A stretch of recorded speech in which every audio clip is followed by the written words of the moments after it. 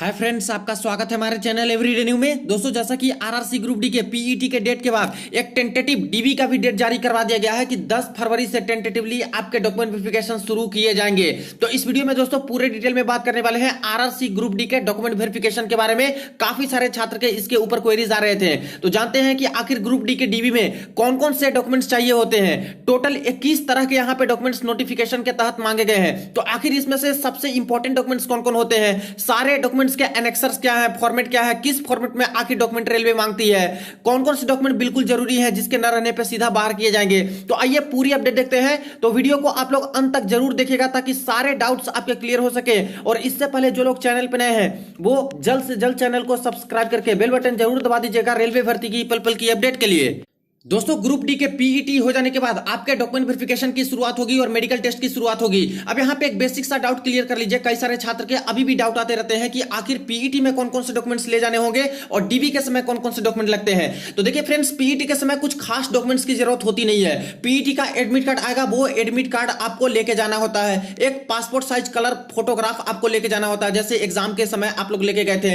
इसके बाद आधार based biometric authentication होंगे, तो आधार कार्ड मस्ट कर दिया है, तो ये आधार कार्ड लेके जाने हैं। के अलावे कोई भी एक्स्ट्रा आइडेंटिटी प्रूफ आपके पास है वो लेके जाइएगा सुविधा के लिए, ताकि वहां पे कोई दिक्कत ऐसा ना हो। तो बस यही बेसिक सा डॉक्यूमेंट है जो कि पीईटी के समय लगते हैं। 2018 के ग्रुप डी में भी यही सारे डॉक्यूमेंट लगे थे पीईटी के समय। लेकिन अगर यहां पे कोई एक्स्ट्रा डॉक्यूमेंट की मांग होती है तो पीईटी का जब एडमिट कार्ड आएगा उसके इंस्ट्रक्शंस में ये लोग साफ साफ मेंशन कर देंगे, वरना यही सारे डॉक्यूमेंट की जरूरत है। अब मेन जो डॉक्यूमेंट होती है फ्रेंड्स, वो जरूरत पड़ती है डीबी के समय, डॉक्यूमेंट वेरिफिकेशन के समय। तो इसी का हम लोग जानने वाले हैं कि आखिर डीबी में कौन कौन से डॉक्यूमेंट लगने वाले हैं। और जैसा कि 10 फरवरी से टेंटेटिवली डीबी शुरू किए जाएंगे, तो इससे पहले आपको सारे डॉक्यूमेंट बना के लगभग तैयार रखने होंगे। यहां पे देख लीजिए, verification of original documents and format of certificate, जो कि आरआरसी ग्रुप डी के नोटिफिकेशन में मेंशन है। इसमें पहली बात ही मेंशन की गई है कि सारे के सारे ओरिजिनल डॉक्यूमेंट्स आपको वहां पे देना होगा डॉक्यूमेंट वेरिफिकेशन के समय, और सभी का दो sets self attested photo copy भी चाहिए।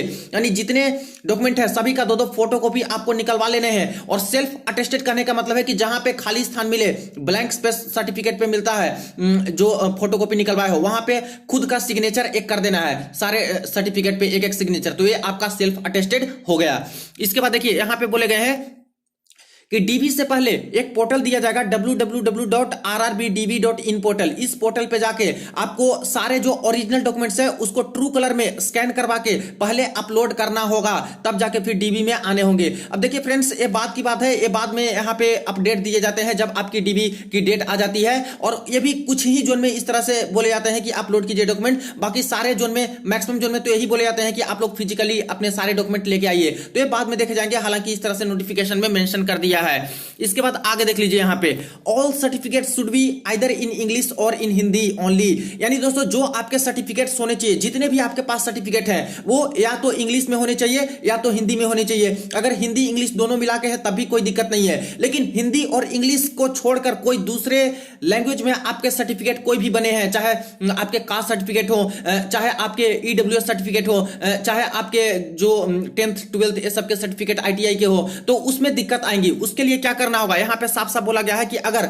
दूसरे लैंग्वेज में आपके सर्टिफिकेट है तो उसको क्या करना है, सेल्फ अटेस्टेड ट्रांसलेटेड वर्जन, यानी उसका हिंदी और इंग्लिश में आप लोग अनुवाद करा ले, ट्रांसलेट करा ले, और उस पर कहीं खाली स्थान है वहां पे अपना सिग्नेचर कर दे, वो सेल्फ अटेस्टेड हो जाएगा। और उस डॉक्यूमेंट के साथ साथ ये जो ट्रांसलेटेड वाले हैं इसको भी साथ में लेके आए, तब आपका बिल्कुल एक्सेप्टेड हो जाएगा।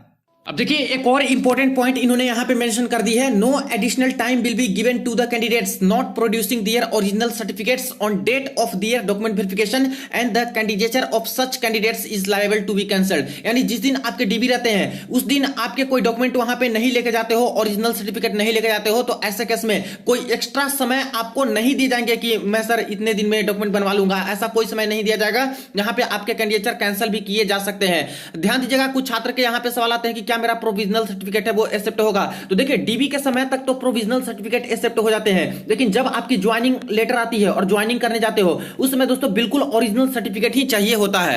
तो अब फ्रेंड्स आ जाते हैं हम लोग डॉक्यूमेंट्स पे कि छात्रों को कौन कौन से डॉक्यूमेंट्स बनवा के लेके जाने होते हैं और क्या क्या डॉक्यूमेंट्स रेलवे मांगती है, किस फॉर्मेट में मांगती है। देखिए, documents to be brought by candidates in original for document verification are indicated below. कौन कौन से ओरिजिनल डॉक्यूमेंट्स चाहिए, तो फर्स्ट में देख लीजिए, यहां पे मैट्रिकुलेशन और हाई स्कूल एग्जामिनेशन सर्टिफिकेट और equivalent certificate as proof for date of birth and matriculation qualification. यानी जो 10th क्लास की सर्टिफिकेट है दोस्तों मैट्रिकुलेशन वाली, वो आपको ओरिजिनल लेके जाने होंगे। किस लिए? ताकि आपका डेट ऑफ बर्थ का प्रूफ है जो कि उस पे मेंशन रहता है, उसको वेरीफाई करने के लिए, और जो क्वालिफिकेशन मिनिमम मांगी गई है 10th क्लास कम से कम पास होने चाहिए इस जॉब के लिए, तो उसको वेरीफाई करने के लिए। एक बात का ध्यान दीजिएगा, the candidates name, the father's mother's name mentioned in the application will be also verified with reference to the names mentioned in this certificate। यानी फॉर्म भरते समय जो आप लोगों ने अपना नाम डाला था, जो फादर्स नेम डाले थे, जो मदर्स नेम डाले थे, सेम टू सेम यहाँ पे आपके नेम या फिर फादर या फिर मदर नेम इस सर्टिफिकेट पे 10th वाले सर्टिफिकेट पे होने चाहिए, जिसको भी ये लोग मैच करवाते हैं। अब इसका भी उपाय मैं बताऊंगा कि अगर यहाँ पे किन्हीं का स्पेलिंग मिस्टेक हो गया है उनको क्या करने चाहिए। तो सबसे पहले तो ये देख लीजिए, यहाँ पे एक सवाल आता है छात्र का कि सर सर्टिफिकेट जो होता है उसमें या तो फादर नेम होते हैं या तो मदर नेम होते हैं, दोनों का नेम नहीं होता है। तो ऐसे केस में कोई दिक्कत वाली बात नहीं है, फादर नेम भी किन्हीं के सर्टिफिकेट में रहे तभी वो एक्सेप्टेड रहता है, मदर्स नेम भी रहे तब भी एक्सेप्टेड रहता है। अगर फादर्स मदर्स नेम में से कोई भी यहाँ पे नहीं है तब तो दोस्तों इसके लिए एक अलग से ही एफिडेविट बनानी पड़ती है, इसको मैं बाद में बता दूंगा। नेक्स्ट देख लीजिए, यहां पे NCVT, NTC, NSC, SCVT certificate as applicable, और एक किन छात्र के लिए है ये दोस्तों जो आईटीआई से यहां पे फॉर्म अप्लाई किए हैं। जैसे देखिए ग्रुप डी 2019 में क्या था, जो छात्र सिर्फ और सिर्फ 10th पास थे वो भी छात्र बिल्कुल एलिजिबल है सारे के सारे पोस्ट के लिए, और जो छात्र यहां पे आईटीआई किए हैं वो भी सारे के सारे छात्र जो है एलिजिबल है ग्रुप डी के पोस्ट के लिए। तो जो 10th बेसिस पे फॉर्म अप्लाई किए हैं वो तो अपना 10th का सर्टिफिकेट लेके जाएंगे, लेकिन जो आईटीआई कर चुके हैं वो अगर 10th का डिटेल्स डाले होंगे, क्योंकि 10th का डिटेल्स डालना ही होता है फॉर्म भरते समय, तो 10th वाला भी ले जाएंगे, लेकिन आईटीआई वाला सर्टिफिकेट भी वो लेके जाएंगे, तो वो भी यहां पे ओरिजिनल सर्टिफिकेट होने चाहिए। एक चीज का और ध्यान दीजिएगा, जो यहाँ पे क्वालिफिकेशन वाली सर्टिफिकेट मांगी जाती है ये दोस्तों कब तक का होना चाहिए, तो ग्रुप डी का जो यहाँ पे फॉर्म अप्लाई करने की अंतिम तिथि थी, फॉर्म आवेदन करने का जो लास्ट डेट था, उस डेट तक आपके सर्टिफिकेट मिल जाने चाहिए, उस डेट तक के आपके सर्टिफिकेट होने चाहिए। अगर उसके बाद आपके सर्टिफिकेट मिले हैं तब यहाँ पे दिक्कत हो सकती है डीबी में, लेकिन उससे पहले मिले हैं या फिर उस डेट तक मिल चुके हैं तो कोई दिक्कत वाली बात नहीं है। अब देखिए यहाँ पे बहुत सारे छात्र के सवाल आते रहते हैं, और ये दोस्तों मैक्सिमम छात्र का इस तरह से केस होता है कि फॉर्म अप्लाई करते समय कुछ ना कुछ यहाँ पे गड़बड़ी कर देते हैं। किन्हीं का अपने नेम के स्पेलिंग में मिस्टेक कर दिए हैं, कोई छात्र है जो कि फादर्स नेम के स्पेलिंग में मिस्टेक किए हैं, कोई मदर्स नेम के स्पेलिंग में मिस्टेक किए, कोई एड्रेस डालने में मिस्टेक किए, कोई 10th क्लास का जो यहाँ पे पासिंग ईयर है या फिर स्कूल का नाम में गलती किए, कोई आधार कार्ड के नंबर डालने में गलती किए। तो कोई भी इस तरह की मिस्टेक आप लोग फॉर्म भरते हुए किए हो तो ऐसे में दोस्तों डीबी में प्रॉब्लम होगी, लेकिन इसका भी उपाय है। इसके लिए दोस्तों एक एफिडेविट आपको बनाना होता है, और जो एफिडेविट आपका बनेगा, एफिडेविट जो बनाना होता है वो किसी भी सिविल कोर्ट या फिर डिस्ट्रिक्ट कोर्ट में जाके आप लोग बना सकते हो। वहां पे जो एडवोकेट होते हैं या फिर जो वकील होते हैं कोर्ट के बाहर, जो खास करके यहाँ पे जो एग्रीमेंट बॉन्ड या फिर एफिडेविट बनाते हैं, उनसे मिलिएगा, डायरेक्ट बोलिएगा कि मेरा इस तरह का केस है कि रेलवे में फॉर्म भरते समय इस तरह की गड़बड़ी हो चुकी है, इसके रिगार्डिंग मुझे एक एफिडेविट बनाना है, उस पे नोटरी से कम सत्यापित होनी चाहिए, नोटरी का यहाँ पे अटेस्टेड होना चाहिए, तो वो लोग बनवा देते हैं और ये इजी होता है। तो इसके लिए जो भी आप लोग गड़बड़ी की हो फॉर्म भरते समय, उसके लिए आपको एफिडेविट बनाने होंगे और ये मस्ट होता है। तो डीबी में जाइएगा तो एफिडेविट साथ में लेके जाइएगा अगर फॉर्म भरते समय कुछ भी गड़बड़ी किए हो तो। अब देखिए एफिडेविट जो बनाने होते हैं वो नॉन जुडिशियल स्टाम्प पेपर पे ही बनाने होते हैं, और नॉन जुडिशियल स्टाम्प पेपर अलग अलग वैल्यू का आता है। देखिए 20 रुपए वैल्यू का ये नॉन जुडिशियल स्टाम्प पेपर है, ये 50 रुपए वैल्यू का है, ये 100 रुपए वैल्यू का है। तो आखिर किस वैल्यू पे आपको बनाने होते हैं, तो देखिए जनरली 50 रुपए वाले वैल्यू पे आप लोग अपना एफिडेविट बनाते हो तो कोई दिक्कत नहीं होती है, क्योंकि कुछ जोन है जो कि 20 रुपए वैल्यू वाला भी मांगते हैं, कुछ 50 रुपए वैल्यू वाले पे भी मांगते हैं, लेकिन इस पे बना के लेके जाते हो तो ऐसा भी कोई प्रॉब्लम नहीं होगी। तो कोशिश कीजिएगा कि 50 रुपए वैल्यू वाला स्टाम्प पेपर पे ही आप लोग लीजिएगा। आपके जो मैटर आते हैं इस तरह से एफिडेविट में लिख दिए जाते हैं, और ये चीजें हैं जो कि रेलवे एक्सेप्ट कर लेती है। एक बात का और आप लोग ध्यान दीजिएगा, अगर आपने अपने फादर नेम या फिर मदर नेम के स्पेलिंग में मिस्टेक किए हो, अगर आपके नेम में भी मिस्टेक किए हो, डेट ऑफ बर्थ डालने में भी मिस्टेक किए हो, तो ऐसे केस में देखिए फादर नेम के स्पेलिंग में मिस्टेक किए हो तो इसके लिए एक अलग से एफिडेविट बनाना होगा।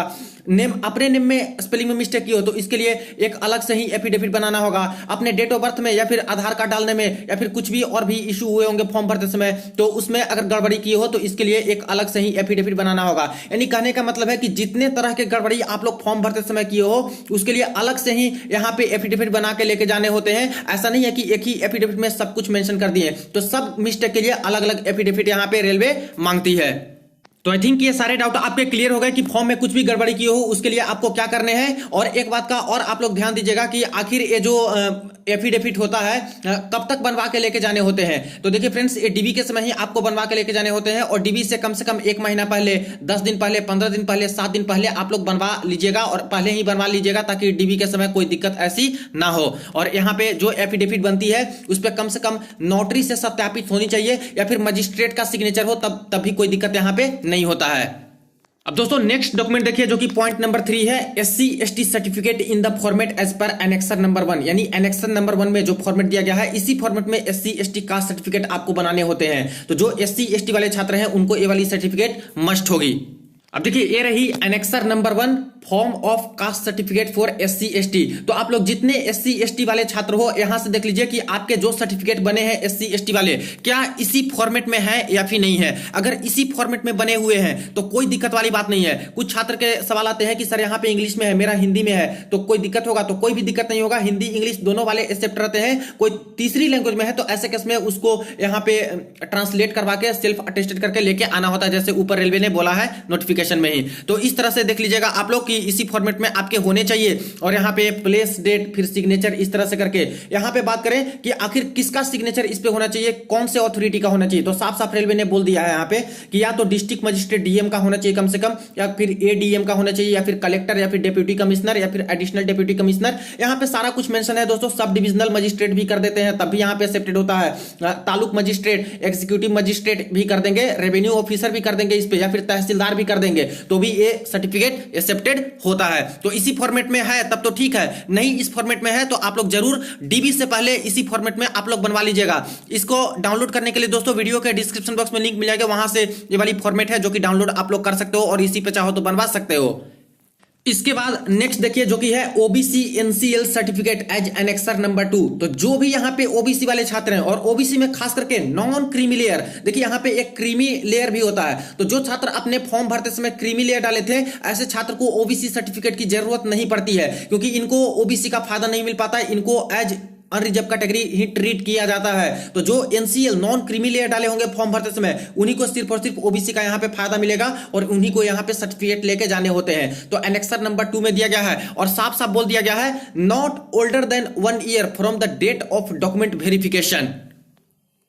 यानी कि जिस दिन आपकी डीबी होने वाली है उससे 1 साल से ज्यादा पुराना वो सर्टिफिकेट होनी नहीं चाहिए। नया है तो ठीक है, जिस दिन डीबी है उसके 10 दिन पहले, 1 महीना पहले, 2 महीना पहले, 4 महीना पहले बनवा के लेके जाते हो तब भी कोई दिक्कत नहीं है। लेकिन 1 साल से ज्यादा वो पुराना है तो दोस्तों यहाँ पे दिक्कत होगा, बिल्कुल नया ही मांगा जाता है OBC सर्टिफिकेट। अब ये रही दोस्तों एनेक्सर नंबर 2 जो कि OBC सर्टिफिकेट का फॉर्मेट है और यही फॉर्मेट चलता है फ्रेंड्स आपके OBC वाले नॉन क्रीमी लेयर वाले छात्र के लिए सेंट्रल फॉर्मेट में। देखिए कई स्टेट में अलग अलग तरह के OBC सर्टिफिकेट बनते हैं, लेकिन फ्रेंड्स रेलवे में जॉब चाहिए तो इसी फॉर्मेट में आपको बनवा के लेके जाने होते हैं। तो इसको तो डाउनलोड कर लीजिएगा आप लोग, वीडियो के डिस्क्रिप्शन बॉक्स में लिंक मिल जाएगा वहां से, और इसी फॉर्मेट में आपको बनाने होते हैं। तो यहाँ पे आपकी देखिए डेट मांगी जाती है, इसके बाद डिस्ट्रिक्ट मजिस्ट्रेट या फिर डिप्टी कमिश्नर एक्सेट्रा का सिग्नेचर इस पे होनी चाहिए कम से कम। देखिए मिनिमम बात करें तो तहसीलदार का भी सिग्नेचर इस पे होता है तभी ये OBC एक्सेप्टेड माना जाता है, या फिर अनुमंडल से भी आप लोग जाके बनवाते हो ये सर्टिफिकेट तभी दोस्तों ये एक्सेप्टेड होता है। तो इसी फॉर्मेट में आपको OBC नॉन क्रीमी लेयर वाले छात्र को यहाँ पे सर्टिफिकेट बनाने होंगे। कुछ छात्र बोलते हैं कि मेरा डिजिटली साइन किया हुआ या फिर डिजिटल वाला बना हुआ है स्टेट वाला, तो स्टेट वाला क्या एक्सेप्टेड होगा? तो देखिए स्टेट वाला है तो लेके जाइएगा, लेकिन कम से कम ये जो रेलवे बोल रही है कि हमें सेंट्रल फॉर्मेट पे चाहिए तो सेंट्रल फॉर्मेट में ही लेके जाने चाहिए ताकि आपको कोई दिक्कत वहां पे डीबी में ना हो। इसीलिए सारे छात्र इसी फॉर्मेट पे OBC अपना बनवा लीजिएगा। एक सवाल और आता रहता है कि क्या यहाँ पे डीबी में जाएंगे तो 2019 वाला या फिर पुराना वाला हमसे OBC सर्टिफिकेट मांगा जाएगा या फिर नहीं? तो देखिए दोस्तों कुछ जोन में तो OBC का पुराना वाला सर्टिफिकेट मांगा जाता है, लेकिन मैक्सिमम जोन में यहाँ पे बिल्कुल नया ही मांगा जाता है, क्योंकि OBC हर फाइनेंशियल ईयर में इसकी सर्टिफिकेट रिन्यू होती है, नया बनाया जाता है, क्योंकि इसका जो क्राइटेरिया रखा गया है उसको दोस्तों मैच करना चाहिए। जैसे पूरी फैमिली इनकम एनुअल 8 लाख से कम ही होनी चाहिए, तब यहाँ पे OBC NCL वाली सर्टिफिकेट बन पाती है। तो इसलिए हर साल का ही मांगा जाता है, इसलिए रेलवे भी नया मांगती है। लेकिन कुछ कुछ जोन है जो कि आपसे पुराना भी मांगेगा, तो पुराना आपके पास है तो लेके जाइएगा, नहीं है तो नया वाला दीजिएगा। और यहाँ पे साफ साफ बोलना है कि जैसा कि नोटिफिकेशन में ही बोला गया है कि नया वाला, तो नया वाला हम लोग तो लेके आ ही रहे हैं। और भी आपसे कुछ दिक्कत होती है इस तरह से, तो आपको सीधा बोलना है कि जब ईडब्ल्यूएस का सर्टिफिकेट यहाँ पे बिल्कुल नया मांगा जा रहा है, किसी भी ईयर का एक्सेप्ट किया जा रहा है, तो आखिर ओबीसी का क्यों नहीं एक्सेप्ट होता? तो ओबीसी का एक्सेप्ट होगा फ्रेंड्स, न्यू वाला तो यहाँ पे मांगा ही जाएगा। जिनके पास पुराना वाला ओबीसी है तो पुराना वाला भी लेके जाइएगा, लेकिन बिल्कुल नया आपको बना के लेके जाना ही होगा, क्योंकि नया मांगा ही जाता है। अब नेक्स्ट डॉक्यूमेंट देखिए जो कि 5th नंबर में है, non creamy layer declaration bye OBC NCL candidate, यानी जो ओबीसी एनसीएल वाले कैंडिडेट है उनको एक डिक्लेरेशन फॉर्म भी देना होता है, जो कि एनेक्सर नंबर 2A में है। तो ये रही annexure number 2A declaration OBC वाले छात्रों के लिए। तो इसको कुछ नहीं करना है, इसको सिर्फ और सिर्फ आपको प्रिंट आउट कर लेना है, और वहां पे डीबी के समय आपको ये सारा कुछ अपना डिटेल्स, इसमें बेसिक है, सन किसके हैं या कहां पे रहते हैं, ये सब भर देना है। और इसके बाद प्लेस और डेट लिख देना है, signature of the candidate, name of the candidate. बस ये खुद से आपको करना है, किसी से ये सर्टिफिकेट बनवाना नहीं होता, क्योंकि ये बस डिक्लेरेशन फॉर्म है कि आप लोग ओबीसी एनसीएल में आते हो। अब नेक्स्ट डॉक्यूमेंट देखिए फ्रेंड्स 6 नंबर में, income and asset certificate to be produced by economically weaker section as per annexure number 3, यानी जो ईडब्ल्यूएस वाले छात्र हैं उनके लिए ये डॉक्यूमेंट है, और एनेक्सर नंबर 3 में है, इसी फॉर्मेट में आपको बना के लेके जाना है। तो ये रही एनेक्सर नंबर 3, जो कि ईडब्ल्यूएस वाले छात्रों के लिए ये फॉर्मेट दिया गया है, प्रोफोमा दिया गया है, और इसी फॉर्मेट में आपको अपना ईडब्ल्यूएस का सर्टिफिकेट बनवाना होगा। और देखिए ये भी हर साल ही दोस्तों बनाया जाता है ईडब्ल्यूएस का सर्टिफिकेट भी, क्योंकि ये भी इनकम पे बेसिस होते हैं। तो इसलिए आपके पास अगर पुरानी वाली ईडब्ल्यूएस है वो भी एक्सेप्ट होगी, लेकिन कोशिश कीजिएगा कि जिनके पास पुराना है ईडब्ल्यूएस वो भी नया एक बनवा के लेके जाएंगे। अगर मांग लिया जाए आपसे इस ईयर का, तो दोस्तों इसके लिए आपके पास होनी चाहिए। और जिनके पास पुरानी वाली नहीं है वो नया भी बनवा के लेके जा सकते हो, क्योंकि ईडब्ल्यूएस के लिए तो साफ साफ बोल दिया है कि आपका पुराना भी रहेगा तब भी हम लोग एक्सेप्ट करेंगे, नया भी रहेगा तब भी हम लोग एक्सेप्ट करेंगे। इसीलिए कोशिश कीजिएगा कि जिनके पास पुराना है वो नया एक ईडब्ल्यूएस बनवा के लेके जाए, पुराना वाला और नया वाला दोनों साथ में लेके जाए। और जिनके पास कुछ नहीं है तो नया ही ईडब्ल्यूएस का सर्टिफिकेट वो लोग बनवा के लेके जाएंगे इसी फॉर्मेट में। देख लीजिए यहाँ पे सिग्नेचर और हर चीज जो होनी चाहिए वो साफ साफ बता दिए गए हैं। तो इसमें भी कम से कम तहसीलदार रैंक का रहेगा, उनका सिग्नेचर रहता है, एक्सेप्टेड रहता है। डीएम, डिस्ट्रिक्ट मजिस्ट्रेट या फिर जो एसडीएम होते हैं उनका भी सिग्नेचर रहेगा, तभी ये एक्सेप्टेड होते हैं। अब नेक्स्ट सर्टिफिकेट देखिए जो कि 7 नंबर में है, income certificate for waiving examination fee for economically backward classes, यानी ईबीसी। कई छात्र ईबीसी में टिक लगा देते हैं ताकि उनके पैसे कम लगे यहाँ पे, जैसे कि ओबीसी को 500 लगते हैं फॉर्म फी के तौर पे, लेकिन ईडब्ल्यूएस ईबीसी में आप लोग टिक लगाते हो तो ऐसे केस में 250 रुपए लगते हैं, क्योंकि इकोनॉमिकली बैकवर्ड क्लास आपके माने जाते हैं। तो इनको ये वाली सर्टिफिकेट देनी होगी। तो जिन्होंने भी फॉर्म भरते समय ईबीसी में टिक लगाए थे या फिर जो ईबीसी में आते हैं वो इस फॉर्मेट को डाउनलोड कर लीजिएगा, इसी पे आपको बनाने होंगे, इसी फॉर्मेट में वो लोग एक्सेप्ट करेंगे। और यहाँ पे सारा कुछ डिटेल्स आपका आएगा। इसके बाद सिग्नेचर और नेम, स्टाम्प, इशू अथॉरिटी जो होंगे उनका स्टाम्प मुहर लगेगा, और किनका सिग्नेचर होना चाहिए, तो कम से कम तहसीलदार का भी सिग्नेचर रहेगा, तभी दोस्तों ये एक्सेप्टेड रहता है। या फिर रेवेन्यू ऑफिसर या फिर डिस्ट्रिक्ट मजिस्ट्रेट का भी साइन, या फिर एसडीएम जो यहाँ पे मेंशन कर दिए गए हैं, तो मिनिमम तहसीलदार का भी सिग्नेचर रहेगा, तो एक्सेप्ट ये लोग कर लेते हैं। अब यहाँ पे साफ साफ बोला गया है कि जिनके पूरे एनुअल फैमिली इनकम 50,000 से कम होगा उन्हीं का ये सर्टिफिकेट बनता है। तो ध्यान दीजिएगा जो ईबीसी में है वो इतना आता है या फिर नहीं है वो ध्यान दीजिएगा आप लोग। इसके बाद देखिए अगर किन्हीं के पास ये वाली सर्टिफिकेट नहीं है, ये सर्टिफिकेट नहीं बना के लेके जाते हो, तो ऐसे केस में आपके पास अगर इज्जत एमएसटी है जो कि रेलवे द्वारा इशू किया जाता है, या फिर दोस्तों आपके पास यहाँ पे बीपीएल कार्ड है, बीपीएल देखिए बीपीएल कार्ड भी है बिलो पॉवर्टी लाइन वाला, तो वो कार्ड भी यहाँ पे एक्सेप्ट कर लिया जाता है ईबीसी के तौर पर। तो ध्यान दीजिएगा बीपीएल कार्ड है तो ये लेके जा सकते हो, या फिर ये सर्टिफिकेट को ही बनवा के आप लोग लेके जाइएगा तो एक्सेप्टेड हो जाएगा। अब यहाँ पे सवाल आता है कि सर मैंने गलती से ईबीसी डाल दिया था तब क्या होगा? तो दोस्तों गलती से ईबीसी डाले थे तो वहां पे उनको डिसाइड करना होगा कि आखिर क्या करना है, क्योंकि अगर आपके फी कम कटे होंगे, 250 रुपए कटे होंगे, क्योंकि ईबीसी करने पे ही आपके 250 लगते हैं 500 की जगह पे, तो वहां पे उनके विवेक पे डिपेंड करता है कि वो लोग क्या करना चाहते हैं। हालांकि मैं बोलूंगा कि अगर गलती से ईबीसी टिक लगा दिए थे तो ऐसे केस में अलग से एक एफिडेविट जरूर आप लोग बनवा के लेके जाइएगा सुविधा के लिए। हो सकता है एफिडेविट आपसे मांगे जाए तो वो अटैच कर दीजिएगा ताकि आपको कोई दिक्कत यहां पे ना हो। लेकिन जिनका ईबीसी सर्टिफिकेट बन जाता है वो तो बिल्कुल ईबीसी सर्टिफिकेट बनवा के ही लेके जाइएगा ताकि कोई प्रॉब्लम ही ना हो। लेकिन अगर जिनके नहीं बन पाते हैं तो ऐसे केस में यहाँ पे सुविधा के लिए एक एफिडेविट बनवा के लेके जा सकते हो, वहां पे अगर मांगे जाए तो वो दे सकते हो।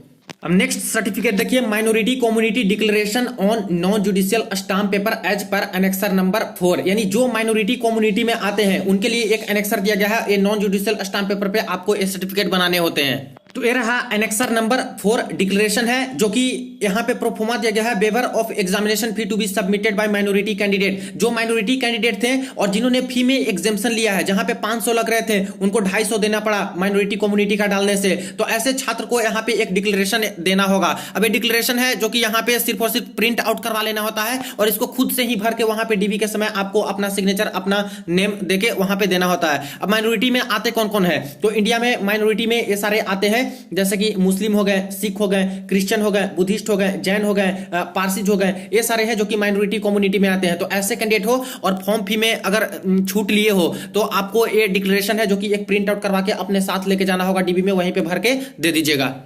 इसके बाद नेक्स्ट है दोस्तों 9 नंबर में original discharge certificate for ex serviceman. यानी जो एक्स सर्विसमैन वाले हैं, सिर्फ और सिर्फ उन कैंडिडेट्स को यहाँ पे ओरिजिनल डिस्चार्ज सर्टिफिकेट देना होगा। जो यहाँ पे डिस्चार्ज सर्टिफिकेट आपके दिए गए होंगे वो यहाँ पे सबमिट करने होंगे डीबी के समय, वो भी ओरिजिनल वाले। नेक्स्ट देखिए यहाँ पे 10 नंबर में है medical certificate for person with benchmark disability, यानी पीडब्ल्यूडी, यानी जो दिव्यांग छात्र हैं उनको यहाँ पे annexure number 5A, annexure number 5B, annexure number 5C के अकॉर्डिंग जिस भी डिसेबिलिटी में वो आते हैं उसके बेसिस पे इसी फॉर्मेट में उनको यहां पे पीडब्ल्यूडी वाले सर्टिफिकेट देने होंगे। तो ये रहा सर्टिफिकेट, फॉर्म 5 है और ये 5A है, सर्टिफिकेट ऑफ डिसेबिलिटी। इसमें क्या क्या बोला गया है, in cases of amputation of complete permanent paralysis of limbs और ड्वार्फिज्म और इन केस ऑफ ब्लाइंडनेस। यानी नॉर्मल जो आपका यहाँ पे डिसेबिलिटी है, पीडब्ल्यूडी वाले छात्र हैं, तो इस फॉर्मेट में आपको बनवाना होता है। देख लीजिए ये वाले परफॉर्मा में आपका है तो ठीक है, एक्सेप्टेड वहां पे हो जाएगा। यहाँ पे 5B में बात करें तो बोला गया है in case of multiple disability, यानी एक से ज्यादा डिसेबिलिटी आपके हैं तो मल्टीपल डिसेबिलिटी वाला ये परफॉर्मा होता है, इसी में आपको बनाने होते हैं। देख लीजिए ये फॉर्मेट होना चाहिए और क्या क्या आपके डिसेबिलिटी है उसमें यहाँ पे टिक ये सब हो जाता है। अगर 2 है तो 2 में टिक हो जाता है, 3 है तो 3 में टिक हो जाता है, इस तरह से। तो ये वाले परफॉर्मा में मल्टीपल डिसेबिलिटी वाला बनाएंगे। और इसके बाद देखिए in case other than those mention in form 5 and 6, यानी कि यहाँ पे जो बोले गए हैं कि जो ऊपर वाले फॉर्मेट देखे आप लोग, इसमें से अगर 2 अलग अलग है, उसमें उसके अलावे यहाँ पे कोई डिसेबिलिटी है, दूसरी कैटेगरी में आप लोग आते हो, तो इस प्रोफॉर्मा में आप लोग अपना बनवा सकते हो सर्टिफिकेट। लेकिन जनरली जो यहाँ पे 5A है दोस्तों, ज्यादातर 5A में ही बनवाते हैं, क्योंकि नॉर्मल का तो कोई एक ही डिसेबिलिटी रहता है, तो 5A के तौर पर यहाँ पे बनवा लेते हैं। तो आप लोग देख लीजिएगा जो दिव्यांग छात्र हैं। और बाकी इसमें देखिए प्रॉब्लम नहीं होती है, अगर आप लोग स्टेट से भी बनवा के लेके जाते हो दिव्यांग वाले छात्र, तब भी 2018 वाले में कई सारे छात्र का एक्सेप्ट ही किया गया था। तो कोशिश कीजिएगा कि इस तरह से बनवा ले इसी फॉर्मेट में, और नहीं है तो पुराना वाला भी लेके आप लोग जा ही सकते हो। इसके बाद देखिए यहाँ पे है self declaration of ex serviceman as per annexure number 7। जो एनेक्सर 7 है इसमें एक्स सर्विसमैन वाले कैंडिडेट है उनको एक सेल्फ डिक्लेरेशन देना होगा। देखिए ये रही एनेक्सर नंबर 7। जो भी एक्स सर्विसमैन वाले हैं कैंडिडेट, सिर्फ और सिर्फ उनको ये लगेंगे, यहाँ पे सिर्फ एक प्रिंट आउट करवा के आपको लेके जाना है डीबी में, अपना सिग्नेचर और नेम डाल देना है, प्लेस डेट रोल नंबर यहाँ पे डाल देना है, बस वहां पे सबमिट आपको कर देना है। इसके बाद नेक्स्ट देखिए फ्रेंड्स, जो कि मोस्ट इंपोर्टेंट है 12 number 12, NOC from serving employee with date of appointment from current employer. यानी दोस्तों अगर आप लोग ग्रुप डी जॉब ज्वाइन करने से पहले किसी और जगह पे जॉब कर रहे हो, चाहे आप किसी गवर्नमेंट जॉब में हो, चाहे आप सेमी गवर्नमेंट जॉब में हो, तब आपको क्या करना है, एक एनओसी देना होगा यहाँ पे डॉक्यूमेंट वेरिफिकेशन के समय। तो वो जॉब छोड़नी होगी और उससे एनओसी आपको लेना होगा और ये सबमिट करना होता है। तो ध्यान दीजिएगा, कुछ छात्र हैं जो कि यहाँ पे प्राइवेट जॉब में भी होंगे, तो क्या प्राइवेट जॉब वाले छात्र को भी एनओसी देना होगा? तो फ्रेंड्स ऐसा बिल्कुल भी नहीं है, क्योंकि प्राइवेट जॉब तो कभी भी आप लोग छोड़ सकते हो, और ऐसे भी ग्रुप डी ज्वाइन कर लोगे तो प्राइवेट वाली जॉब आपकी छूट जाएगी। तो कम से कम कोई दूसरे गवर्नमेंट जॉब में हो या फिर सेमी गवर्नमेंट जॉब में ही हो, तब आपको यहाँ पे एनओसी सबमिट करना होता है। तो ध्यान दीजिएगा, इससे एससी एसटी ओबीसी ये सब से कोई मतलब नहीं है। किसी भी कैटेगरी के छात्र हो, कहीं पे भी आप लोग जॉब कर रहे हो गवर्नमेंट या फिर सेमी गवर्नमेंट में, और रेलवे ग्रुप डी ज्वाइन करना चाहते हो, तो ऐसे केस में आपको एनओसी देना होगा। नेक्स्ट है NOC from serving defence personnel ex serviceman with probable date of discharge. यानी जो एक्स सर्विसमैन वाले होंगे उनको यहाँ पे डिस्चार्ज का डेट साफ साफ मेंशन रहना चाहिए, उसके बेसिस पे एक एनओसी इनके भी लगेंगे। इसके बाद देख लीजिए यहाँ पे 14 नंबर, गैजेट नोटिफिकेशन एंड और any legal document in case of formal change in name. देखिए फॉर्म आया था 2019 में आरआरसी ग्रुप डी का, तो जो आप लोग फॉर्म भरे थे, अगर उसके बाद कोई लीगली अपना नाम चेंज करवाए हैं, तो ऐसे केस में जो गैजेट नोटिफिकेशन में आप लोग डाले होंगे अपना नाम का नोटिफिकेशन, वो गैजेट नोटिफिकेशन इनको चाहिए होती है, या फिर कोई लीगल डॉक्यूमेंट आपके पास हो कि मैंने नाम चेंज करवाया है, तो ऐसे केस में वो डॉक्यूमेंट जरूरी होता है, तो ये देना होगा। इसके बाद देखिए receipt of online payment if made through challan by SBI. यानी एसबीआई चालान के थ्रू जो फॉर्म फी दिए थे, जैसे देखिए मैक्सिमम लोग तो यहाँ पे ऑनलाइन फी पेमेंट करते हैं, तो ऑनलाइन वाले को कोई दिक्कत नहीं है, लेकिन एसबीआई चालान के थ्रू यहाँ पे फॉर्म फी दिए थे ग्रुप डी वाले, तो ऐसे केस में चालान का जो रिसिप्ट होगा, पे स्लिप होगा, वो यहाँ पे मांगा जाता है। तो रिसिप्ट ऑफ ऑफलाइन पेमेंट जो है वो आपको रिसिप्ट लगेंगे जो चालान से जमा किए थे फॉर्म फी। इसके बाद नेक्स्ट देखिए self certification by the transgender candidate, यानी जो ट्रांसजेंडर कैंडिडेट है उनको एक सेल्फ सर्टिफिकेशन देना होगा, तो ये डीबी में ही आपसे एक डिक्लेरेशन मांगेगा सेल्फ सर्टिफिकेशन के तौर पर। इसके बाद नेक्स्ट है Jammu and Kashmir domicile certificate if applicable, यानी जो छात्र यहाँ पे जम्मू एंड कश्मीर के डोमिसाइल वाले हैं, ऐसे छात्र को यहाँ पे जम्मू एंड कश्मीर का डोमिसाइल सर्टिफिकेट भी मस्ट मांगा जाता है, तो ध्यान दीजिएगा। इसके बाद है certificate of eligibility issued by government of India as para number 4.1F। अब देखिए पैरा नंबर 4.1F में क्या बोला गया है, तो ये रहा दोस्तों पैरा नंबर 4.1, जिसमें F पॉइंट में बोला गया है कि B C D E category वाले, यानी बी में कौन है, अगर नेपाल के आप लोग नागरिक हो, अगर भूटान के हो, अगर दूसरे रेफ्यूजी जैसे हो, तो ऐसे केस में गवर्नमेंट ऑफ इंडिया का एक सर्टिफिकेट आता है, वो आपको देना होता है। अब नेक्स्ट देखिए यहाँ पे 19 नंबर पॉइंट में degree of divorce judicial separation from the competent court of law as applicable and affidavit stating that the candidate has not remarried, यानी यहाँ पे कोई ऐसे भी है जिनका डिवोर्स हो चुका है या फिर जुडिशियल सेपरेशन हो चुका है और पहले मैरिड थे, जो कि यहाँ पे फॉर्म भरते समय मैरिड का डाले थे और अभी डिवोर्स या फिर जुडिशियल सेपरेशन हो चुका है, तो ऐसे और अभी भी रीमैरिड नहीं है, दोबारा शादी नहीं की है, तो इनके लिए एक एफिडेविट कोर्ट से बनवा के आप लोग सबमिट कर सकते हो।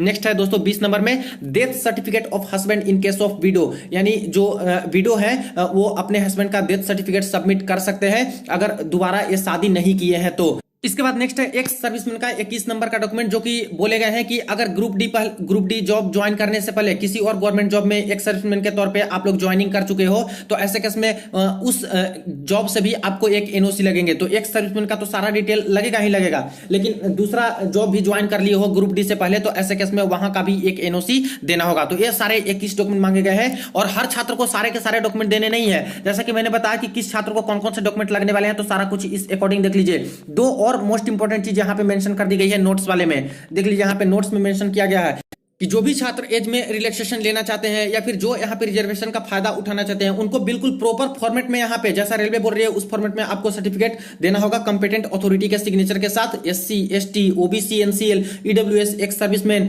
इसके बाद सीसीए पीडब्ल्यूडी कैंडिडेट को, ताकि उनको यहाँ पे फायदा मिल सके। और अगर आप लोग यहाँ पे नहीं दे पाते हो अपने सर्टिफिकेट, तो ऐसे केस में will be considered under general UR category if eligible, यानी कि आपको अनरिजर्व कैटेगरी ट्रीट किया जाएगा, अनरिजर्व बना दिया जाएगा और इसके बेसिस पे अगर आप लोग इसके कट ऑफ क्रॉस करते हो तो आपको जॉब मिल सकती है यूआर से। तो यहां से क्लियर हो गया फ्रेंड्स कि आप लोग अपने अपने कैटेगरी में लेना चाहते हो सिलेक्शन, तो कम से कम उसका तो आपको देना ही होगा सर्टिफिकेट, वरना अगर नहीं दे पाते हो या फिर आपके पास नहीं है तो अनरिजर्व कैटेगरी बना दिया जाएगा। और अगर यूआर का कट ऑफ क्रॉस करते हो मेरिट का, तो आपको अनरिजर्व कैटेगरी से जॉब मिल सकती है। अब बहुत सारे छात्र के क्वेरीज आ रहे थे कि सर फॉर्म भरते समय मैं यूआर का हूं लेकिन गलती से एससी डाल दिया था, मैंने ओबीसी डाल दिया था। कुछ ओबीसी वाले छात्र हैं जिनके कहना है कि मैंने गलती से एसटी डाल दिया था या फिर एससी डाल दिया था, तो ऐसे केस में मेरे साथ क्या होगा, क्या जॉब लगेगा या फिर नहीं? तो देखिए फ्रेंड्स, जॉब लग सकती है बशर्ते कि आपको अनरिजर्व कैटेगरी का cut off any how cross करना होगा। चाहे कोई भी गलती से कैटेगरी कुछ भी सिलेक्ट कर लिए हो, लेकिन अनरिजर्व कैटेगरी का कट ऑफ क्रॉस कर लेते हो, तो वो सर्टिफिकेट की आपको जरूरत नहीं पड़ती है, क्योंकि यूआर मतलब अनरिजर्व होता है, तो यहां पे रिजर्वेशन का फायदा उठाए बिना आपका सिलेक्शन हो रहा है। तो बस एक ही उपाय है, अगर कैटेगरी डालने में गड़बड़ी की हो तो कि अनरिजर्व कैटेगरी का कट ऑफ क्रॉस कीजिए फाइनल मेरिट में और आप लोग जॉब लीजिए। एक बात और देखिए, यहां पे रेलवे ने बोल रखा है certificates obtained in any other format will not be accepted, यानी रेलवे ने जो सर्टिफिकेट का फॉर्मेट बताया है इसी फॉर्मेट में सर्टिफिकेट इनको चाहिए, कोई दूसरे फॉर्मेट में देते हो तो यहां पे एक्सेप्ट नहीं किया जाएगा। अब दूसरा पॉइंट यहां पे इंपॉर्टेंट है friends, the educational qualification certificate, जैसे कि प्रोविजनल है या फिर रेगुलर आपका सर्टिफिकेट है, contain the date of issue, यानी जो आपका सर्टिफिकेट होना चाहिए उस पर डेट ऑफ इशू होना चाहिए कि वो कब आपका निर्गत हुआ था, यानी कि कब जारी हुआ था वो सर्टिफिकेट। तो देख लीजिएगा आप लोग सारे अपने टेंथ क्लास वाले सर्टिफिकेट की उसमें डेट ऑफ इशू दिया है या फिर नहीं दिया है। आप लोग आईटीआई वाले छात्र वो देख लीजिए कि आईटीआई का सर्टिफिकेट है उसमें डेट ऑफ इशू दिया है या फिर नहीं दिया है। अगर किसी के सर्टिफिकेट में यहाँ पे डेट ऑफ इशू नहीं दिया है, क्योंकि इसी से चेक करते हैं कि फॉर्म भरने के लास्ट डेट तक आपके सर्टिफिकेट मिल गए थे या फिर नहीं, तो अगर नहीं है तो क्या करना होगा कि यहाँ पे इन्होंने एक उपाय बताया है कि जिस भी यूनिवर्सिटी से या फिर कॉलेज से या फिर स्कूल से पास आउट हुए हो, वहां पे आपको जाने होते हैं फ्रेंड्स, और वहां पे जाके जो हेड होते हैं, प्रिंसिपल हो गए या फिर डायरेक्टर हो गया या फिर कोई भी हो गए, उनसे एक यहाँ पे डिक्लेरेशन लेना होता है कि मेरे स्कूल का ही एक कैंडिडेट है और जो इस डेट में पास हुए थे, एक यहाँ पे सर्टिफिकेट वो लोग जारी करवा के दे देंगे आपको, तो वो जाके आपको ग्रुप डी के डीबी में सबमिट करना होता है, तो आपका फिर से एक्सेप्ट हो जाता है। देखिए यहाँ पे साफ साफ लिखा है, in case of non availability of date in any of these marksheets certificates, a certificate from the institution university board to this effect indicating date of declaration of result should be produced at the time of document verification। यानी जिनके भी certificate में, चाहे marksheet हो चाहे certificate हो, उसमें अगर डेट ऑफ इशू नहीं मेंशन है, तो ऐसे केस में अपने स्कूल या फिर कॉलेज जहां से भी आप लोग पास आउट हुए, 10th या फिर ITI, वहां पे जाके एक सर्टिफिकेट डिक्लेरेशन का लीजिए उनसे, प्रिंसिपल से या फिर जो डायरेक्टर वहां पे चीफ होंगे उनसे लीजिए, जिसमें ये लोग बताएंगे कि डेट ऑफ इशू सर्टिफिकेट इनका कब हुआ था, किस डेट में हुआ था, और वो डीबी में आप लोग सबमिट कर सकते हो। तो ये सारी मेन पॉइंट थी फ्रेंड्स, और सारे डॉक्यूमेंट्स का मैंने यहां पे डिस्कशन कर दिया है और उनके उपाय भी बता दिए हैं कि अगर आपके पास वो सारे डॉक्यूमेंट नहीं है उनको क्या करना होगा, कैसे आपको बनवाने होंगे। और डीबी से पहले सारे डॉक्यूमेंट आप लोग बिल्कुल भी तैयार रखिएगा ताकि कोई यहां पे प्रॉब्लम डीबी के समय ना हो। फ्रेंड्स, इसके अलावा कोई भी क्वेरी डॉक्यूमेंट वेरिफिकेशन के रिगार्डिंग रह गई हो तो जरूर कमेंट सेक्शन में आप लोग पूछ लीजिएगा, ताकि दूसरे वीडियो में मैं चाहूं तो उसको कवर कर दूं। और दोस्तों, वीडियो को ज्यादा से ज्यादा दोस्तों के साथ आप लोग जरूर शेयर कर दीजिएगा, चैनल को सब्सक्राइब कर लीजिएगा रेलवे भर्ती की पल पल की अपडेट के लिए। चलिए मिलते हैं नेक्स्ट वीडियो में, नेक्स्ट अपडेट में।